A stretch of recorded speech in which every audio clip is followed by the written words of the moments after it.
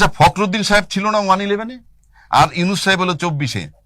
হ্যাঁ, এই দুইটা ব্যক্তির সাথে যদি আপনি তুলনা করেন, কারে কোয়ালিফাইড বলবেন? দুইটা লোক তো কেউই পলিটিশিয়ান না, তাহলে কে গুরুত্বপূর্ণ? মানে নিশ্চয়ই প্রফেসর ইউনূস। প্রফেসর ইউনূস।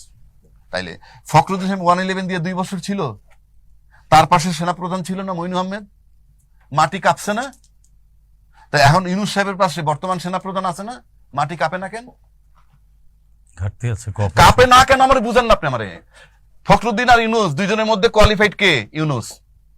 ফখরুদ্দিনের পাশে ছিল মইনু আহমেদ, যেই আর্মি চিফ নিয়ে অনেক রকমের প্রোপাগান্ডা আছে, অনেক রকমের কথা আছে, তখনও তো মাটি কাঁপছে। আর যে সেনা প্রধান এত বড় একটা দায়িত্ব পালন করে বলল যে আমি আপনাদের দায়িত্ব নিলাম, প্রতিটা হত্যার বিচার হবে, সেও তো ইউনূসের পাশে আছে, মাটি কাঁপে না কেন? ব্যর্থতা যায় দুইজনের তেলে। মইনু আহমেদ যে রোল প্লে করছে সেই রোল নিশ্চয়ই প্লে করছেন না। তাহলে দুইজন লোক আপনি আলাদা করেন, ফখরুদ্দিন আর Yunus. Yunus super qualified in all respect. Fakhruddin সাহেবের হাত কাঁপতো, কথা বলতে পারতো না। তার পাশে যে জেনারেল ছিল, এই পাশে একজন জেনারেল আছে, তখন মাটি কাঁপতো, এখন কাঁপে না। সিম্পল। তার মানে তাদের মধ্যে ইউনিটিতে ঘাটতি আছে। ঘাটতি আর এরপরে যদি বলতে হয় আপনার, আর তো কিছু করার।